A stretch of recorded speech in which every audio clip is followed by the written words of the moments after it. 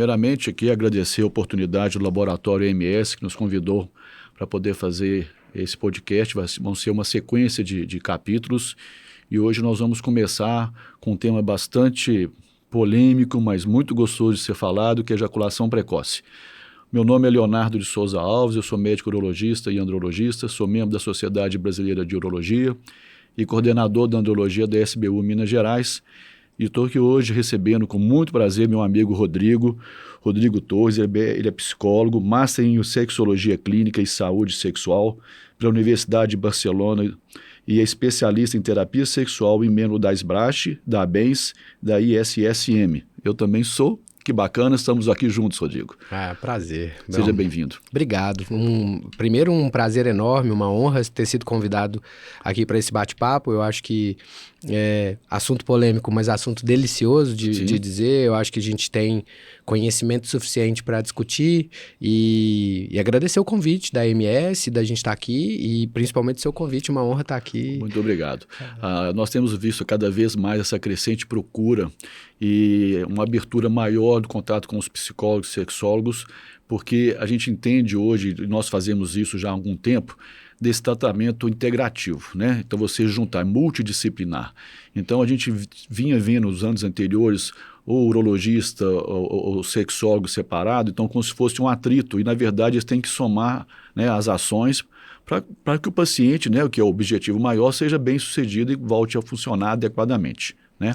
Mas vamos começar nosso papo hoje, Rodrigo, falando o seguinte: o que é considerado uma ejaculação precoce? Como é que você faz um diagnóstico de um paciente que chega no seu consultório?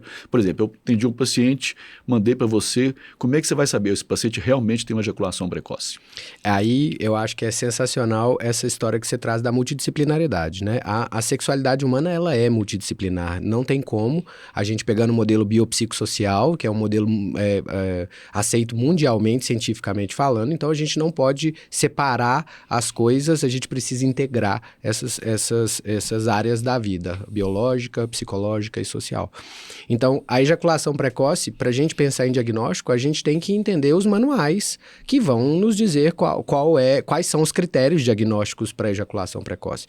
E aí nós somos membros das mesmas associações, a gente tem tanto o DSM-5, TR, né, a revisão, quanto a ISSM, que vão determinar para a gente essas características e critérios diagnósticos. Então, para essas instituições, ejaculação precoce é a incapacidade de controle ejaculatório, de retardar a ejaculação por mais do que 1 minuto. Uhum. Né? Então, existem controvérsias diagnósticas também. Sim. Nesse aspecto. Então, já a ISSM vai entender que a gente pode estender esse tempo até 3 minutos, reduziu-se para 2, a gente fica muito ainda... Mas aquela pessoa que ejacula de 1 a 3 minutos ou menos do que isso, antes do desejo dela de ejacular, que cause sofrimento significativo, que tenha mais de 6 meses de ocorrência, são os critérios diagnósticos que a gente vai usar para determinar o transtorno ejaculatório. Eu, quando atendo meu paciente no consultório, eu falo justamente isso. Olha, nós temos uma classificação didática que a gente fala em congresso, né? A gente vai apresentar trabalhos, a gente pensa em um tempo limite de 3 minutos. Mas se esse homem demora 3 minutos e 30 segundos, ele não tem ejaculação precoce? Ou se ele demora 4 minutos? Então eu falo que a melhor definição, que eu sigo no consultório, é aquele homem que está insatisfeito com a relação sexual dele. Por exemplo, nós temos pacientes que demoram para ejacular 10 minutos. E aí ele começa a observar caindo esse tempo para 5 minutos. Tem pacientes que são instantâneos. Se ele ficar 3 minutos, ele vai soltar rojão de felicidade. Exato. Então, o tratamento tem que ser, a avaliação tem que ser personalizada. Nós temos diretrizes, né, temos algoritmos de tratamento de conduta, mas vai muito da nossa sensibilidade. Exato. De escutar o paciente, escutar o casal e ver o que está acontecendo. Não é mesmo, Rodrigo? E aí a gente tem que tomar um cuidado com esse critério também, né, do sofrimento que está gerando, porque muito da nossa sexualidade é cultural. Então, quando a gente pensa, né, num sexo, numa pessoa que tem 10 minutos de penetração, porque aí a gente vai olhar para os manuais, eles também têm heteronormatividade, né, penetração vaginal, quer dizer, o sexo começa ali, não é ali que ele começa. Então, os manuais também têm suas limitações. Mas existe também uma classificação que eu acho que é pouco pensada, que é a ejaculação precoce subjetiva.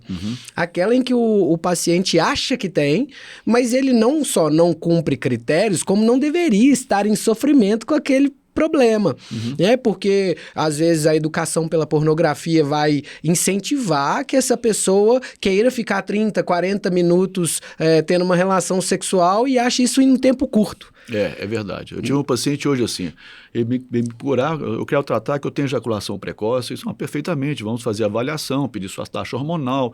Eu sempre peço um painel, porque a gente sabe que muitas vezes o paciente pode ter, ele nem vai falar sobre isso, alterações orgânicas que pode levar à ejaculação precoce. Perfeito. Mas eu assim, mas quanto tempo que você demora para poder gozar? Doutor, só uns 20 minutinhos. 20 minutinhos, eu quase caí para trás. Cara, 20 minutinhos é muito acima da média de muitos homens. Você acha, doutor? Acho. Então tá bom. Então, o senhor me tratou. Foi simples assim. Então, muitas vezes, a falta de informação, a gente tem muito acesso à internet, rede social, ajuda muito? Ajuda. Você está aqui assistindo esse podcast, provavelmente através de uma plataforma de rede social. Mas tem muita coisa que é fantasiosa. Então, você assiste, tem uma cultura, igual você falou de assistir filme pornô, ele vai achar que tem que ficar meia hora transando sem ejacular, sem chegar ao orgasmo. E esse orgasmo, ele só é contado depois da penetração? Né? E o casal que fica brincando pode ser só estimulado, não é orgasmo? Exato, né? E aí, isso tudo é desconsiderado sexo. Quando a gente pensa na educação sexual e quando a gente pensa nos nossos consultórios, por isso que eu acho que é muito importante o papel do andrologista, o papel do urologista que psicoeduca, porque o que a gente percebe na prática clínica é que mais de 80% do nosso trabalho é educação sexual. Então, você simplesmente falar para o cara que ele estava fora da média positivamente, e ele fala, você me tratou? Tô bem. Tô bem. Posso ir embora. Né? Então, às vezes, você autorizar aquela pessoa a ter mais prazer, né, a se divertir e não a ficar tentando reproduzir uma coisa que nos foi ensinada, que na realidade não nos foi ensinada, né? Como o sexo não é falado pela família, não é falado pela escola, não é falado pela igreja, não é falado pela sociedade, eu vou eu vou imitar aquilo que eu posso ver. Isso. E o que eu pude ver. Então, eu acho que isso é uma epidemia, né? Se a gente parar para pensar, de homens e mulheres sendo educados pela pornografia sexualmente. Então, não entra valor de ninguém nessa história, entra só Eu brinco com os meus pacientes que é a mesma coisa de você achar que você tem que imitar a novela da Globo. Ou que você achar que o Leonardo DiCaprio lutou com o urso no filme O Regresso, de verdade. Ele não lutou. E aí você vê um filme erótico e acha que você tem que reproduzir aquela cena, demorando horas fazendo sexo e por aí vai. Bom, quando o paciente chega no consultório, ele vai perguntar assim, doutor, eu tenho ejaculação precoce, eu quero saber qual que é a causa dela. Então, assim, igual a gente vê quando tem disfunção erétil, que a gente vai falar em outro programa, a ejaculação precoce tem uma causa que você pode falar que é só psicológico, é só orgânico. Como é que você aborda isso no consultório? Porque normalmente o paciente chega no consultório para mim, ele chega para poder fazer um check-up geral e aí no assunto ele solta, eu tenho ejaculação precoce, ou estou tendo agora, eu não tinha antes. Então a gente vai avaliar nesse aspecto. Mas quando ele vai para o consultório do psicólogo, como é que você avalia isso? Você preocupa com a parte orgânica? Claro, eu acho que essa é uma questão que eu gosto muito, inclusive aula de amigo nosso, Luiz Otávio Torres, presidente da SBU hoje, e no seu evento, inclusive de andrologia, eu não esqueço, né? A gente tem... se a gente parar para pensar, a gente tem 3 origens da ejaculação precoce. Uma origem neurológica, onde a gente vai ter um problema do sistema de recaptação de serotonina, um receptor 5-HT, 5-HT1, 5-HT2, com algum defeito de fábrica, vamos dizer assim, e esse indivíduo, ele vai se beneficiar muito de um tratamento medicamentoso, por exemplo, né? E nesse indivíduo é que a gente vai pensar num tratamento combinado entre as duas coisas. O segundo critério ou característica, né, seria a parte biológica. Então, indivíduos com hipersensibilidade na glândula do pênis e por aí vai. E aí é muito interessante como é que a gente bebe na fonte científica e a gente consegue entender esse raciocínio. Como é que eu trabalho isso no consultório? Olha, eu vou perguntar para esse paciente, você teve algum episódio de controle ejaculatório na sua vida? Ou seja, essa ejaculação, ela é ao longo da vida, primária, ou ela é adquirida, secundária? Ao longo da vida, tem uma tendência maior a ser neurológica a causa. Então, você já começa o raciocínio clínico a partir disso. Uma segunda coisa que é importante, a biológica. Cara, como é que você sente ao tocar a glande do seu pênis? É muito sensível? Quando você expõe na cueca, é muito difícil? Nossa, só de encostar eu sinto uma baita de uma aflição. Aí a gente pode pensar numa origem biológica. Isso. E ambas também vão vir com a psicológica, que é a ansiedade acoplada a esse problema. É o que eu vejo no consultório também. Então, eu sempre oriento o paciente assim, se o paciente sempre teve essa ejaculação rápida, que a gente chama de primária, a gente vai avaliar assim, pensando no motivo orgânico, né, da alteração dos hormônios, ou realmente de uma hipersensibilidade. Mas lembrando aqui que você vai ver muita pessoa falando, eu operei minha fimose e eu fiquei com pouca sensibilidade. A cirurgia de fimose não diminui a sensibilidade. O que ela acontece é que agora a glande fica mais exposta, fica sendo mais estimulada e com isso pode diminuir a sua sensibilidade. Mas não que ela vá fazer diminuir seus nervos. Né? Não é a própria cirurgia que faz isso. Não é a própria cirurgia. Então, assim, e tem pacientes que fizeram a cirurgia e tem ejaculação precoce também. Então, numa cirurgia de fimose não trata ejaculação precoce. Mas aquele paciente que vinha bem, tinha um tempo ejaculatório satisfatório, 5 minutos, 4 minutos, 10 minutos, e aí ele vai fazer uma prova, ele vai fazer um concurso, ele arrumou uma namorada nova, ou tem um neném dormindo no quarto com o casal. Não, então tem fatores emocionais, psicológicos, situacionais que podem justificar uma ejaculação precoce. Isso é muito importante, porque você tem que mostrar para o paciente, porque esse paciente provavelmente sendo tratado com o terapeuta ou com a medicação, ele vai conseguir largar o tratamento algum tempo. Eu vejo assim, já o paciente que é o paciente que a gente fala orgânico ali, que tem alteração na recaptação ou que tem uma hipersensibilidade, esse paciente vai ter que tomar uma medicação e fazer terapia durante um tempo maior.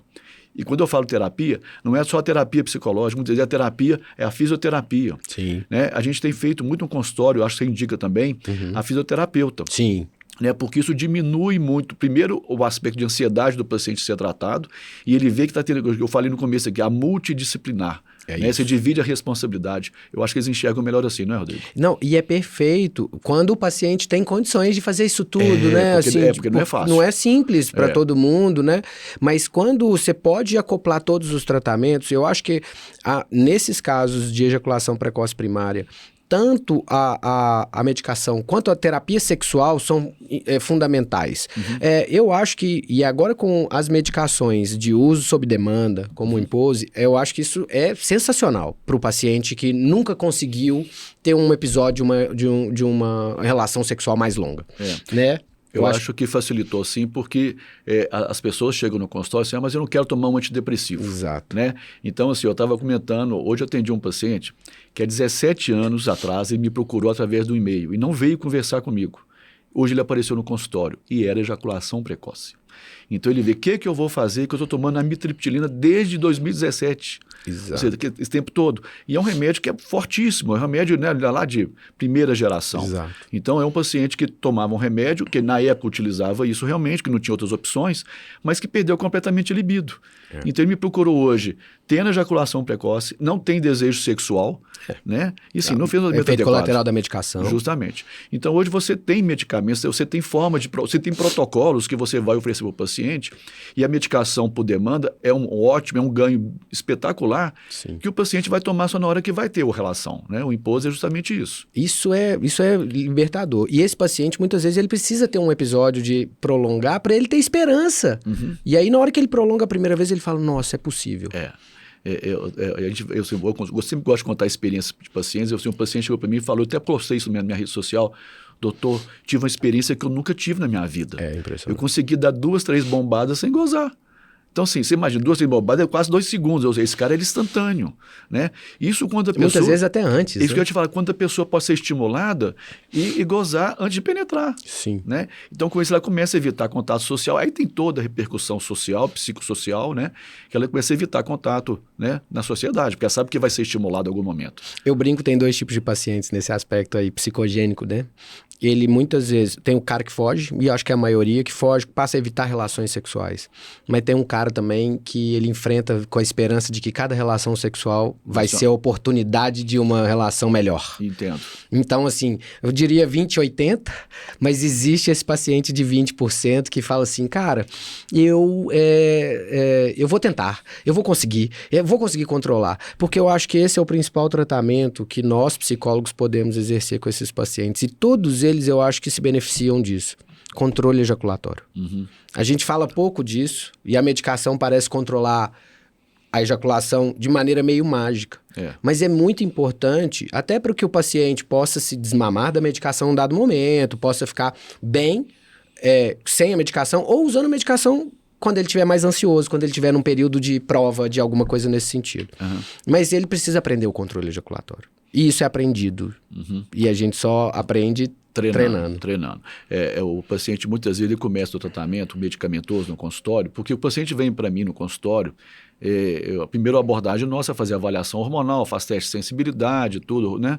E é importante se afastar que a ereção dele não está com problema. Tem pacientes que desenvolvem ejaculação precoce porque a ereção está piorando. Sim. Então o corpo faz o gatilho de gozar rápido para poder aproveitar a ereção que tem.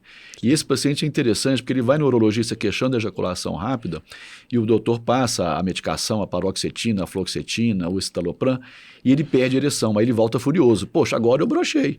Eu estava com ejaculação rápida, agora estou tendo ereção, mas o problema dele básico era a falta de ereção. Então, esse paciente que tem realmente a ejaculação rápida, esse é um paciente que pergunta, até quanto que eu vou tomar a medicação? Essa resposta eu não tenho. Mas assim, a gente vai fazer de tudo para poder oferecer uma melhora para você. Então, tem pacientes que realmente vão ter que tomar remédio. Mas quando você associa, que a experiência nossa é essa, que você também compartilha disso, associa a psicoterapia, que vai ensinar técnicas, e você usa a fisioterapia usando aparelhos de estimulação, perfeito, a chance dele largar a medicação, ou seja, ele ter um controle ejaculatório naturalmente, é muito maior, não é verdade? E aí você usa exercício do assoalho pélvico como exercício de Kegel, que é o fisioterapeuta, o especialista nesse tratamento, acoplado à terapia comportamental, stop-start, controle ejaculatório, identificação do ponto de não retorno. Quer dizer, esse paciente, ele é um potencial para o tratamento multidisciplinar. Uhum. E funciona. Aí você vê o indivíduo saindo do seu consultório com poucas sessões, quer dizer, é um tratamento breve. Isso é muito importante que a gente fale em sexualidade, porque as pessoas têm urgência para resolver a sua questão sexual. Mas eu falo muito que não é sobre retomar o desempenho, é aprender a desempenhar um novo papel. Uhum. Porque aquele desempenho lá do pornô, ele não vai ser o cara do batistaca que fica horas lá, porque aquelas pessoas estão medicadas e muito mal medicadas, né? Elas têm efeitos retardantes muito maiores e muitas vezes elas já ejacularam também, né? E elas só estão medicadas com outras coisas. Então eu acho que é muito importante que a medicação seja correta e que o tratamento combinado esteja acoplado àquele tratamento medicamentoso. É muito legal. Por exemplo, você falou, eu recebo vários pacientes de ejaculação precoce falando assim, Rodrigo, por que eu vou tomar um antidepressivo se eu não tenho depressão? Né? E vou ter que tomar isso pro resto da vida? Aí chegam essas medicações de uso sob demanda, poxa, é uma baita de uma quebra nesse conceito ou preconceito de que eu não tenho que tomar isso. Sabe? Eu acho que isso é muito bom para nós, para a gente quebrar mitos e tabus. Eu queria saber qual que é a sua experiência hoje no seu consultório dos homens. Ejaculação precoce pode vir em qualquer idade, mas normalmente o pessoal associa o ejaculador precoce com aquele paciente novo. Jovem. Né, um jovem. Mas hoje, com a demanda aumentada assim, de uso de tadalafila, por exemplo, até como tratamento de ejaculação precoce, como é que você vê esse paciente chega no consultório que muitas vezes ele tem a primeira ejaculação, ele é um pouco rápido, mas ele tem a segunda e não chega ao orgasmo. Já viu o paciente assim? Demais. Né? Por quê? Porque o corpo talvez não precisa de gozar a segunda vez. Não é verdade? Mas como é que você aborda esse paciente para demonstrar isso para ele, que ele vai ter que largar a medicação? O que você faz? Então, eu acho que é muito importante a gente identificar o que está por trás disso tudo. E se a gente para pensar, um paciente que está com uma ejaculação precoce secundária, por exemplo, ele pode estar, e tomando tadalafila, Ele pode estar ansioso, com medo de falhar e ejaculando rápido. E aí você pergunta para ele, olha, você sente que você acelera a ejaculação para não perder a ereção? Isso. Né? E aí a gente pensa que a gente tem que tratar o problema de ansiedade, perda de ereção e não necessariamente a ejaculação, porque você melhorando um, muito provavelmente o outro se resolve. Mas o paciente que eu falo muito, Leonardo, que a gente precisa sair dessa lógica de que o jogo acaba quando o homem ejacula. Né? Eu não preciso cumprir, porque é assim que o pornô nos ensina. Sobe o letreiro depois que o homem goza. Por quê? Depois que o homem goza, a ereção vai embora. Acabou. E aí acabou o sexo. Mas por quê? Sendo que a parceria, muitas vezes, uma mulher, ela ainda tá no clima. Ela é multiorgástica. Ela pode gozar de outras formas. E aí, nesse momento em que eu tô dando prazer para ela, sem ereção, eu não posso continuar dando mais prazer, e aí, de repente, a hora que eu olho pra mim, eu tô com ereção de novo? E aí, quem falou? Por que a gente mensura o número de relações sexuais pelo número de vezes que o homem ejacula? Se eu for 2 horas no motel com a minha parceira e ficar lá e transar 3 vezes, por que esse número de vezes é mensurado pelo número de vezes que eu ejaculei? Perfeito. Ótima colocação. Então, eu posso ejacular no meio. E ela ainda ter outros orgasmos no fim. E ele vai falar que não deu conta. E aí eu fico, nossa, mas eu fui rápido demais. Como se eu fiquei 20 minutos dando prazer pra minha parceira, sentindo prazer com ela e tal, mas eu gozei no 10º. E aí o sexo continuou, porque o sexo não termina quando o homem ejacula, eu posso continuar. Aí no momento eu tive uma segunda ereção. Aí, de repente, ela cansou. Ou eu cansei e não ejaculei a segunda vez. Qual é o problema de não ejacular? Porque existe a ideia de que a satisfação sexual está no orgasmo. E aí é muito interessante quando a gente pergunta sobre satisfação para um paciente de ejaculação precoce. Porque ele fala assim, eu gozo, né? Então eu tô satisfeito, mas a minha parceira não. E aí você fala, você tá mesmo satisfeito? Essa é a minha próxima pergunta. A parceira percebe o problema? Claro. Eu falei hoje no consultório com um paciente, você acha mesmo que você tá lá ansioso, tenso, preocupado, o sexo acaba rápido, ou você nem consegue começar e tal, e você acha mesmo que a sua parceira não... Porque ele falou que ele tinha uma dificuldade de demonstrar vulnerabilidade, e que quando ele contou pra parceira que ele tava com medo de falhar, no caso, ereção, que ele sentiu culpa, porque ter compartilhado isso com ela é como se ele tivesse dividido o problema com ela e que aquele problema não fosse mais só dele. Então, que ela precisaria ajudá-lo a resolver. E eu falei, isso não é bom? Isso é muito bom. Aí ele falou, ela adorou. Mas eu me senti muito mal de ficar vulnerável nesse lugar e tal. E aí eu falei com ele, cara, você acha que ela não percebia antes? Você acha que... Aí ele falou, claro que ela percebia. Inclusive, quando eu falei com ela falou que não tem só 2 ou 3 meses que isso tá acontecendo. Tem 2 ou 3 anos.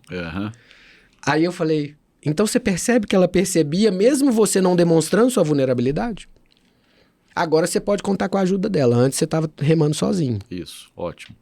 E muitas vezes o paciente atende isso aí e vai seguir as orientações. Hoje eu atendi um paciente também no consultório, me chamou muita atenção, foi isso, esse paciente dos 20 minutinhos, mas é um paciente que ele teve outras parceiras anteriores, ele tinha uma relação sexual normal e agora me procurou porque está tendo ejaculação precoce. Porque logo que ele penetrava, ele sentia o pênis dele apertado na vagina, sabe? Então o pênis dobrava. Eu falei assim, olha, sua ereção está normal? Tá, quando eu faço masturbação, meu pênis é rígido, você nunca teve esse problema? Nunca tive, então o problema pode ser a sua parceira. Pois é, doutor, eu acho que ela não relaxa. Vão mandar ela para ginecologista para poder fazer uma avaliação. Então ela foi na ginecologista e o ginecologista falou, olha, realmente a sua vagina não é tão longa. Eu achei esquisito falar isso, mas deve ser um quadro de vaginismo, provavelmente, que ela deve ter. Pode ser. Né? Então eu falei assim, olha, eu acho que você vai ter que acompanhá-la. Mas ela não quer ir, doutor, ela não quer ir no terapeuta, mandei para você. Ela não quer ir no terapeuta porque acha que não vai resolver. Olha, achar é uma coisa, ela tem que entrar na chuva. Porque se ela não entrar na chuva, eles são namorados. O que vai acontecer? Vai pagar o preço desse cheque? Você já teve outras parceiras antes, você tinha uma relação normal, agora não consegue ter uma relação normal, você vai bancar isso? Não vou bancar, doutor, eu vou procurar outra parceira. Então ela tem que entender isso também, senão você vai ter que abrir mão. E aí quem arrumar o outro namorado vai pagar o preço do cheque.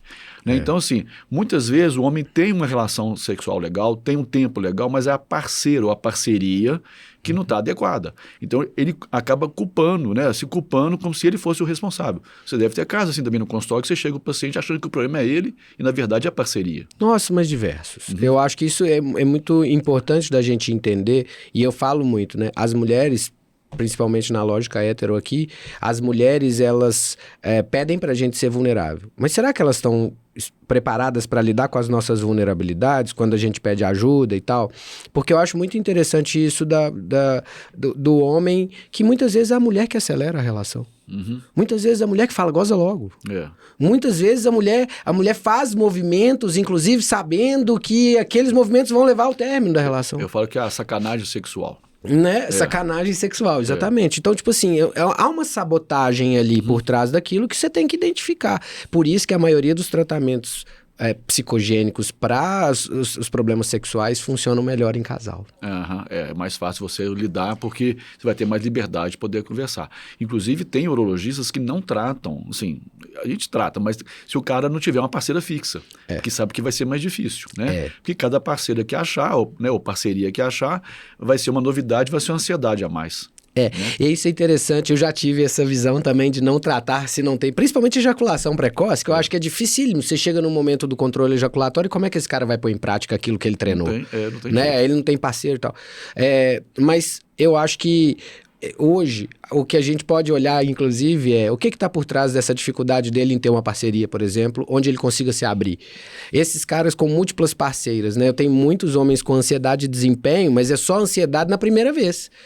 Então, se ele é solteiro, aí ele vai e se conecta com uma mulher e ele tem ansiedade de desempenho na primeira vez. Depois que ele ganha intimidade com aquela mulher, ele perde a ansiedade de desempenho. Aí bem. Só que ele vai transar com outra, ele tem de novo. Aí ele vai transar com outra. E os caras passam a vida assim, né? A vida ansiosa. E muitas vezes o paciente chega e fala assim, doutor, tem um amigo meu que o cara é o pegador da turma. Então, o que acontece? Ele está cada dia com uma parceira diferente. Eu queria ser igual ele, senhor. Você não queria ser igual ele. Esse cara não consegue fazer vínculo. Então, na hora que a mulher começa a questionar o desempenho dele, ele vai e muda de parceria. Então, para vocês, homens, ele é o pegador, ele é o comedor. Mas, na verdade, ele está sofrendo, porque ele não pode se demonstrar para ninguém, não é verdade? E é muito clássico isso, né? O cara é a grama do vizinho, né? É sempre mais verde que a minha, né? Então, se eu tô numa relação estável, boa e tal, eu queria estar transando com todo mundo. Mas se eu tô numa relação, se eu tô transando com todo mundo, mas como eu queria ter uma relação estável, uma namorada, uma pessoa para dividir a vida. É isso mesmo. Bom, eu coloquei uma pergunta aqui que é o seguinte, quais são os principais tratamentos hoje que a gente pode oferecer para o nosso paciente, desde o tratamento medicamentoso até a psicoterapia, até a fisioterapia. Como é que você vai oferecer para o seu paciente isso? Eu acho que isso é muito importante de acordo com o raciocínio diagnóstico, né? Então a gente tem que pensar no diagnóstico, a partir daí eu acho que os tratamentos precisam ser combinados na maioria dos casos, principalmente em determinados momentos do tratamento. Então eu acho que em algum momento essa pessoa vai precisar tomar um remédio, eu acho que dependendo da maioria dos casos. Já chega assim tomando remédio, né? A maioria já chega tomando, né? Quando não chega tomando, porque vem encaminhado de vocês, né, e tal, a gente, olha, vamos identificar, vamos ver se não tem nenhuma causa, né, biológica nesse aspecto, vamos ver se não tem nenhuma causa, então, neurológica, é importante mandar para o urologista quando eu sou a porta de entrada. Mas geralmente vem dos urologistas, então acaba que esse paciente já tem uma medicação associada, já estou tomando dapagliflozina, já estou tomando... E aí o que a gente vai fazer é pensar na psicoterapia. Aí se a gente identificar uma questão talvez de uma disfunção de assoalho pélvico, uma dificuldade na hora do controle ejaculatório, a gente ensina a técnica de Kegel, o paciente não consegue muito bem interpretar. Tive um paciente, Leonardo, olha que interessante. Eu ensinei a técnica de Kegel para ele, contração da musculatura do assoalho pélvico e tal, não sei o quê. Esse cara, ele fazia uma relação sexual porque ele achava que a esposa gostava assim, de fazer muitos movimentos rápidos e, de repente, quando ele chegava perto do ponto de não retorno, ele contraía o músculo, o corpo inteiro. E aí o que acontecia? Perdia a ereção. Ele contraía todo o corpo e perdia a ereção. E aí, o que chega? Passa 3 sessões, ele vira e fala assim, Rodrigo, eu tô com um problema, eu tô com medo de falhar. Agora o problema é ejaculação, mas não. Agora o meu problema é medo de falhar, porque toda vez eu contraio o corpo. Eu falei, me explica o que você tá fazendo, cara. Porque ele não conta detalhadamente que ele contrai o corpo inteiro. Aí, numa sessão com a parceira, ela falou assim, não, Rodrigo, ele fica socando forte. E aí, de repente, ele contrai o corpo todo. E ele perde. Ele está inventando uma técnica Ele diferente. inventou uma técnica. Então, aí que vem o papel do fisioterapeuta. Aí você encaminha para o fisioterapeuta para explicar direitinho as técnicas, como é que ele vai fazer. E até mesmo para usar outras ferramentas. Muitas vezes um sensibilizador, muitas vezes onda de choque. A gente vai... dançar conforme a música. Dançar com a Eu tenho pacientes, por exemplo, chego no consultório e falo, doutor, eu tinha uma técnica muito boa. Eu saía com minha namorada, eu fazia uma masturbação em casa e no motel ia ser a segunda. Então, assim, só que aí parou de funcionar a segunda. Por quê? Porque nem sempre você vai ter a segunda, né? Por exemplo, aí você casa, não consegue fazer a masturbação. Como é que você vai fazer?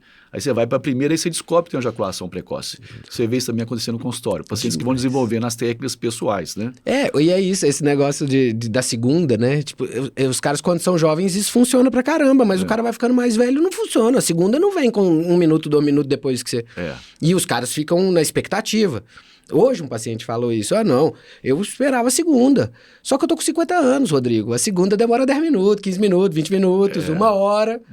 E, pô, com a parceria de longa duração, é mais difícil ainda. Você tem menos motivação, a não ser que você tenha uma química maravilhosa, que só de encostar você já tá...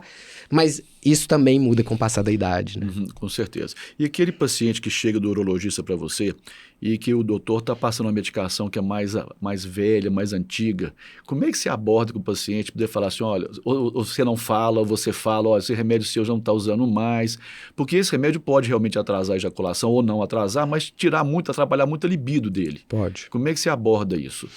Então, eu tenho muita delicadeza para isso, porque é difícil falar do trabalho de outras pessoas e tal, mas quando eu não consigo esse acesso, eu peço para ele ir num urologista amigo meu. Né? Então, vamos ver se essa medicação está adequada? O que você acha da gente ir numa consulta com o Leonardo? Isso. Aí, encaminho para vocês e vocês... Bom, beleza. Esse medicamento... Aí, porque eles credibilizam mais o médico para falar da medicação. Né? Mas eu, de vez em quando, eu também dou umas atravessadas, sabe? Outro dia, um paciente com toque sexual muito forte e tomando medicações, nenhum inibidor seletivo de recaptação de serotonina. E eu falei, cara, desculpa, mas eu não consigo tratar com uma ansiedade de desempenho absurda, com uma esposa, eu não consigo tratar a sua ansiedade de desempenho na relação sexual se eu não melhorar o toque. Porque o toque eu não sei se essa roupa eu vou usar, ele senta do lado da esposa e ele fica 2, 3 horas perguntando para a esposa se ele deve usar aquela roupa ou não. E aí eu falei, cara, não dá, sua esposa ela tá te apartando de tanto que você tá chato com o toque. E aí eu falei, eu preciso que você fale com o psiquiatra. Aí ele me deu o contato do psiquiatra. Eu mandei uma mensagem, o psiquiatra não foi muito aberto a mim. E isso acontece. E aí eu falei, eu falei com o psiquiatra, eu gostaria que você colocasse um inibidor seletivo, de preferência a fluvoxamina, porque eu vejo aqui melhorar muito os meus pacientes com toque. O psiquiatra não me respondeu depois dessa mensagem. Mas o paciente veio numa consulta com a esposa. E aí eu falei, olha, então vocês vão na consulta com o psiquiatra amanhã, eu gostaria que vocês pedissem essa medicação. E aí ele falou, tá, tudo bem. Aí ele pergunta assim, no final da consulta, mas e se o psiquiatra não quiser mudar a medicação? Aí eu falei, a gente muda de psiquiatra. Eu faria a mesma coisa. Entendeu? E aí a esposa falou, se ele não é baseado em evidência e essas são as evidências, ele tem que mudar a medicação. Justamente. Porque a gente brinca assim que médico tem 2 tipos de médico. Tem um médico que acha que é Deus e outro tem certeza que é Deus. Isso está mudando com o chat GPT, com a internet, todo mundo tem acesso à informação. Então, assim, se você não está satisfeito com o médico, com o tratamento, você tem a opção de poder trocar. Né? E se você tem um embasamento com outro médico, com um psicólogo que está te orientando, porque vocês estão vendo aqui que os casos de ejaculação, eles são muito variados, mas tudo tem a ver com a parte psicológica, realmente com a parte emocional da pessoa. Isso vai destruindo, porque tem pessoas que têm depressão, que têm toque e têm que tomar medicamentos. Sim. Então, mas isso não quer dizer que a pessoa não vai ter uma ejaculação precoce ou não vai ter uma disfunção erétil. Então a coisa não é tão fácil igual parece. Não é você assistir um vídeo aqui no YouTube e amanhã eu quero comprar esse remédio aqui, que esse remédio é para ejaculação precoce. Você pode piorar completamente sua situação. Perfeito. E você vai para uma relação e você não funciona ou você não chega ao orgasmo, eu acho que é pior. Aliás, é um assunto que eu vou entrar aqui agora também, é daquele paciente que é o contrário, aquele paciente que não chega ao orgasmo, Rodrigo. Sim. Né? Eu acho que é uma situação bastante frustrante também, não é? E é interessante, já emendando com esse caso do toque, qual que é o medo desse cara tomar fluvoxamina? É o retardo ejaculatório que ela traz como efeito colateral. E eu falei com ele, cara, e aí é muito importante a gente hierarquizar as coisas. Se eu tenho um transtorno psiquiátrico antes do transtorno sexual, eu preciso tratar o transtorno psiquiátrico. Isso é protocolo internacional de tratamento de disfunções, de sexualidade, terapia sexual. Então não adianta eu tratar um transtorno. O cara tem um transtorno de ansiedade generalizado e tem ejaculação precoce. Eu vou ficar lá medicando para ejaculação precoce, medicando, mas o tag do cara tá altíssimo. Tá dando tiro na rua. Entende? Pensamento acelerado, o cara não consegue se concentrar no trabalho, o cara chega em casa, ele tá exausto, perto de um burnout e tal. Se eu não tratar isso, como é que eu falo com ele? Não, cara, você vai transar de boa aqui e tal. Não vai, não tem jeito. Eu tive um paciente uma vez que ele entrou no consultório, eu não esqueço disso. Ele não conseguiu ficar sentado para tratar ejaculação precoce. Olha pra você ver. Ele ficava para lá e para cá, para lá e para cá. O que está acontecendo? Não, doutor, eu não consigo ficar sentado. Não, mas você tem que assentar. Não consigo. Então, assim, eu já fiz o seu diagnóstico, mas eu nem conversei, mas eu já fiz o seu diagnóstico. Você vai fazer exames e vai voltar para mim. Então, assim, esse tipo de situação é muito clara para a gente. Então, a ejaculação precoce é apenas um reflexo da vida do cara. Né? Tem gente que não dorme. Sim. Tem gente que leva o trabalho para casa e trabalha a noite toda. Né? Então, assim, esse tipo de personalidade não é do ejaculador precoce desse tipo, é uma coisa que merece um acompanhamento mais aprofundado. Né? Agora, quando a gente vai para o transtorno de ejaculação retardada, né? E aí isso já é uma outra visão, uma outra vertente, apesar de que a gente tem que olhar primeiro se não tem medicação. Né? Se tem uma medicação retardando, aí a solução seria ou trocar de medicação ou retirar a medicação, mas se essa medicação está suportando o cara em pé, trabalhando, vivendo, nem sempre a gente pode tirar. Aliás, isso foi muito comum durante a pandemia, do pessoal tomando antidepressivo, que todo mundo ficou enclausurado em casa, e aí o pessoal ou trabalhava ou namorava, e começou a desenvolver ejaculação retardada. Eu atendi muito paciente no consultório tomando estalopram que não conseguia chegar ao orgasmo e não tinha desejo, e aí a gente foi ver porque era por causa da medicação. Então, se você toma um antidepressivo, que é um antidepressivo, mas o efeito colateral dele é atrasar a ejaculação, e nós usamos isso, esse paciente vai ter uma ejaculação retardada. E talvez ele vai ter uma queda de ereção também, porque vai atrasar tanto que não vai conseguir sustentar a ereção. Aí ele chega com medo de falhar, porque tá achando que tá falhando, mas no final é uma ejaculação retardada que ele não consegue chegar, demora tanto para chegar na ejaculação que cansa e perde a ereção, né? Alguns falam, olha, eu tô perdendo a ereção de cansaço, né? De tanto ficar ali e tal. Então, aí tem algumas outras características que aí é só vocês médicos, que são questões neurológicas, né? E aí a gente tem que identificar, desde o início da sua vida que você tem essa ejaculação retardada. Agora, muitos pacientes de ejaculação retardada chegam falando, olha, eu me masturbo há muitos anos, há muito tempo. E aí você vai perguntando, mas como é que você se masturba?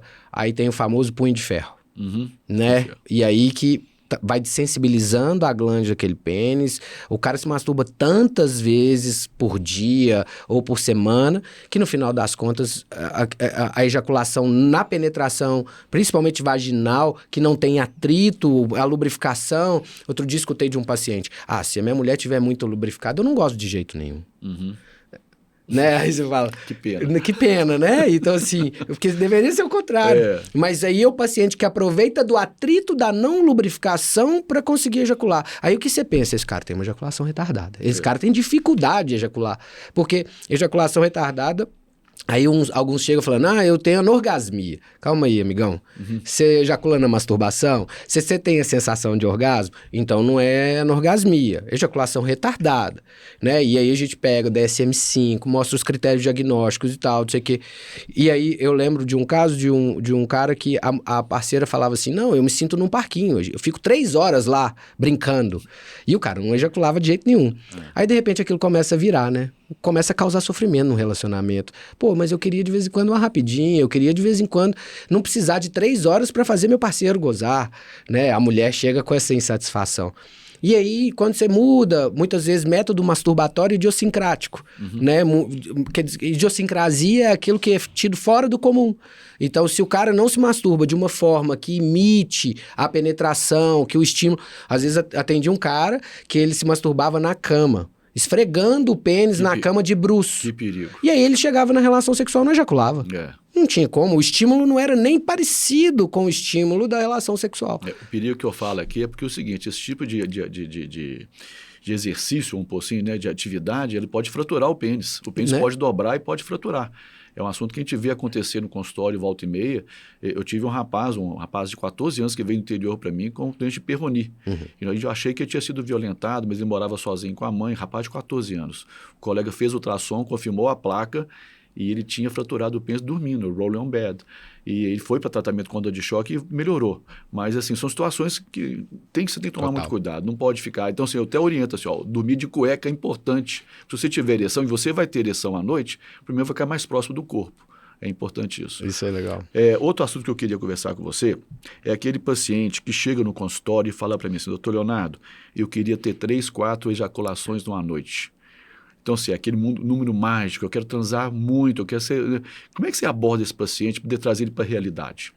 Aí a gente vai trabalhar a crença, né? Sistema de crença, que é sexo para você, por que você faz sexo, a motivação, né? E tentar entender de onde foi que ele construiu essa ideia.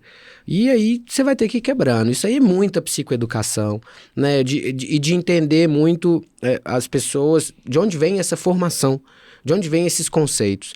Ah, mas eu quero. Tá, cara, eu também quero, eu brinco com eles, eu também quero ser milionário. Também quero ser milionário, cara, mas isso não significa que eu vou ser amanhã, né? Então, sim, você quer, mas por que você quer isso? Pra que você quer isso? Quem que falou que você tem que querer isso? E aí eu vou trabalhar muito mais sistema de crença desse cara do que necessariamente tentar atender o desejo dele. Eu falo com ele, cara, o seu desejo é irreal. Pra que isso? Né? E quando você, normalmente no consultório do urologista, quando o paciente chega com ejaculação rápida, a gente fala o seguinte, olha, a gente tem que ser mais rápido porque esse paciente perde o paciente. Então a gente vai passar medicação. Mas muitas vezes o paciente não quer trazer a parceira para conversar. A gente oferece, você acha que é legal sua parceira vir cá para a gente poder conversar e ver como é que é o relacionamento. No consultório seu também é a mesma coisa? Você vê que o paciente tem uma certa resistência a trazer a parceria? Muitos têm. E aí o que eu falo é, tudo bem, você não quer trazê-la, ok. Mas eu vou te pedir, então, para sentar com ela e conversar abertamente. Nos meus protocolos de tratamento de disfunção sexual, que eu ensino para as minhas alunas, para os meus alunos de terapia sexual, a primeira coisa é falar com alguém sobre o problema. E aí o paciente volta falando assim, nossa, mas eu tirei um piano das minhas costas, só de ter conseguido falar com ela. Mesmo esse hoje que falou que não, eu não consigo lidar com a vulnerabilidade porque eu dividi um problema com ela e tal, não sei o quê. Ele falou assim, mas ela adorou eu ter falado. Aí você fala, pô, então o que você vai apostar aí, né? Então eu acho que trazer a parceria não é... Eu não trabalho como condição, mas para mim uma condição é você se abrir com ela. Então para o tratamento funcionar você vai ter que falar. Sabe por quê? Porque aí eu falo com ele, eu vou te proibir de penetrar. Vou te proibir de penetrar os próximos 2, 3 meses aí de relação sexual. Você vai fazer o quê para falar com sua parceira que você não pode penetrar? Isso. Né? Então, tipo assim, você vai inventar uma desculpa, aí os caras, às vezes, que não tem parceria fixa. E como é que eu faço para não penetrar uma mulher que eu tô ficando, então eu vou levar pro motel, e como é que eu faço isso? Eu falo, inventa um problema. Fala que você vai fazer um exame na segunda-feira. Só pode brincar. Que você só pode brincar, que você não pode penetrar por causa do exame. Sei lá, cara, inventa que você tá com alguma dorzinha, que tá incomodando. Ou então, cara, fala real. Olha, eu estou num tratamento, não precisa dar detalhes, mas eu estou num tratamento e o meu terapeuta pediu para eu ter relações sexuais, práticas sexuais não penetrativas. Para ficar bonito o nome, né? Práticas sexuais não penetrativas. E aí o cara acaba... E aí outra coisa, eu falo, gente... Enquanto a sexualidade não puder ser comunicada, eu falo, você tem intimidade para penetrar seu pênis na vagina daquela mulher sem camisinha, mas não tem intimidade para falar com ela sobre isso? Aí o cara fala, não é mesmo, né? Não tinha pensado. Eu falei, você só transa sem camisinha com uma mulher que você tá conhecendo agora. Pra isso você tem intimidade com ela. Mas você não tem intimidade pra falar sobre sexo? Pra falar, olha, eu me sinto inseguro às vezes, eu às vezes ejaculo um pouco mais rápido. E aí... A mulher fala, não, tá tudo bem, cara, fica tranquilo. Olha, mas eu vou focar bastante aqui nas preliminares. Tem um vídeo muito interessante de um cara chamado Alvernáquio, que ele fala que sexo precisa de uma nova metáfora. E aí ele fala da metáfora da pizza. A gente deveria falar de sexo igual a gente fala sobre pedir uma pizza. Vamos pedir uma pizza? Vamos. Ah, mas você quer meia calabresa, meio catupiry, meio... O que você quer? Ah, mas eu quero com borda recheada. Ah, mas o que nós vamos beber? Um vinho, uma Coca-Cola? O que nós vamos beber? A gente deveria falar, vamos dar uma transadinha hoje? Ah, vamos, mas você quer fazer o quê? Você quer... eu quero sexo oral. Ah, não, mas eu não quero sexo oral porque amanhã tem que acordar cedo. Pode ser só uma brincadeira aqui, outra ali e tal. A gente deveria conseguir fazer dessa forma, mas enquanto a gente não fala de sexo, eles transformam em tabu.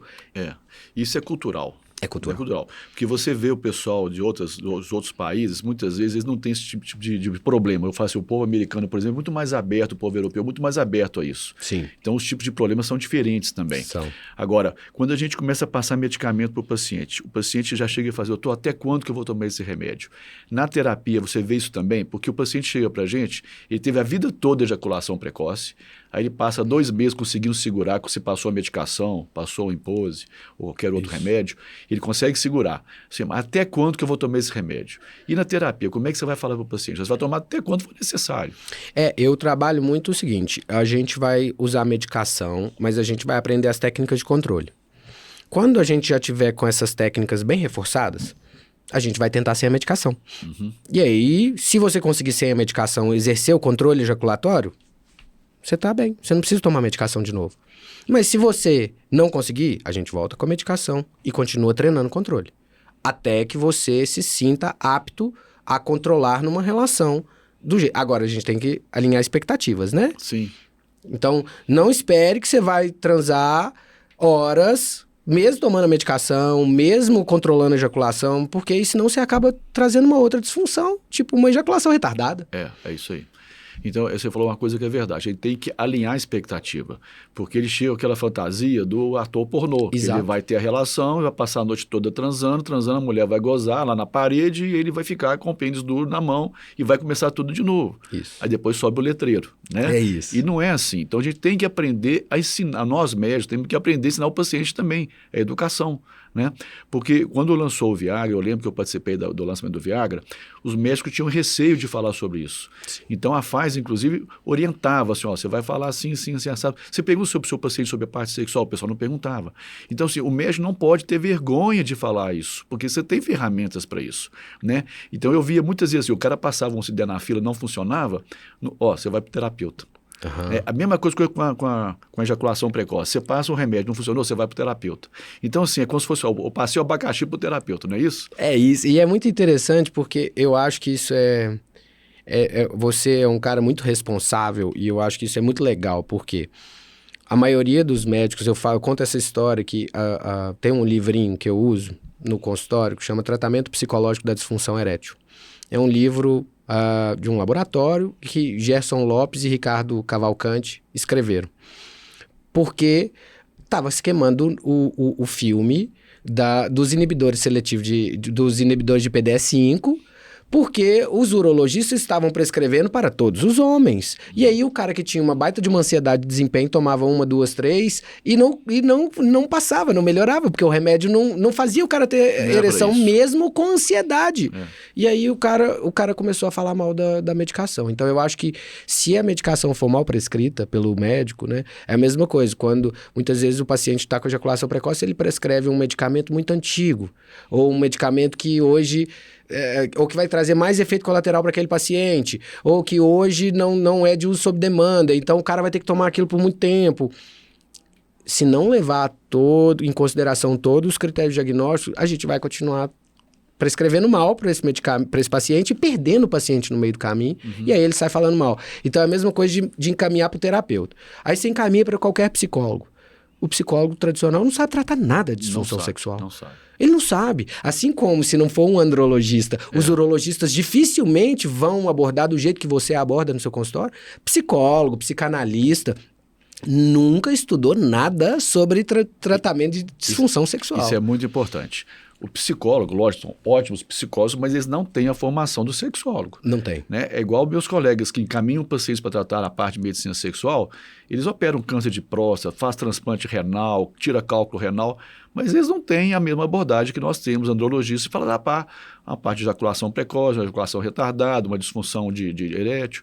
Então, isso é muito importante, você saber diferenciar para quem que você vai encaminhar. Bom, nós estamos chegando no final aqui do nosso primeiro episódio do podcast. Eu queria que você deixasse uma mensagem para esse pessoal aí que está procurando um tratamento para ejaculação precoce. Como é que eles devem fazer? Parar de ficar na internet tentando tratamentos caseiros? O que você sugere para eles? Primeiro eu acho que é muito importante tomar cuidado com esses gurus de internet que oferecem tratamentos em que você pode resolver tudo sozinho. Porque a gente viu aqui que a origem dessa disfunção é multifatorial. Então, a gente não pode prescrever ou prescrever qualquer tipo de tratamento para qualquer pessoa. Então, a minha mensagem é procure especialistas e pessoas que sejam... que estejam dentro do mundo científico, porque isso vai corroborar que você tenha um tratamento baseado em evidência. E com raciocínio clínico, de um diagnóstico bem feito, e aí seu tratamento provavelmente vai ter muito mais sucesso. Perfeito. Eu acho que a mensagem mais importante foi essa mesmo, de você entender, aceitar o seu problema, aceitar que você tem uma dificuldade, né, e pedir ajuda profissional. Se você abrir hoje ou falar alto, seu telefone vai gravar e vai mandar para você um curso para tratar de ejaculação precoce por R$ 9,90. Isso não existe, isso é picaretagem. Perfeito. Você vai gastar dinheiro, vai ensinar lá algumas técnicas que são mais que balela e não vão funcionar. E aí você vai desgastar a sua relação, você vai desgastar seu relacionamento, o seu tempo, vai gastar dinheiro. A autoestima vai pro saco. A autoestima vai embora, né? E você vai perder uma chance de ter uma vida com qualidade. Então, a ejaculação precoce, ela afeta 40% dos homens, né? Então, assim, é bastante comum, ela é bastante prevalente e tem tratamento para isso. Né? Então, se você já está tratando e não está satisfeito, procure um médico, procure um andrologista, procure um sexólogo. Né? Hoje tem várias associações com as quais nós fazemos parte. Então, tem vários colegas. Todo mês tem um congresso, tem uma reunião, né, Rodrigo? Exato. E acho que é importante você ter essa liberdade de poder procurar ajuda e você vai ficar satisfeito, eu tenho certeza. Se você já tratou e não melhorou, aqui mais uma oportunidade. Eu vou deixar aqui embaixo os links de contato do Rodrigo e o meu também. Você pode fazer contato conosco, eu tenho certeza que a gente vai poder te ajudar. Perfeito. Rodrigo, obrigado mais uma vez. Até a próxima. Eu que agradeço. Obrigado. Obrigado a você.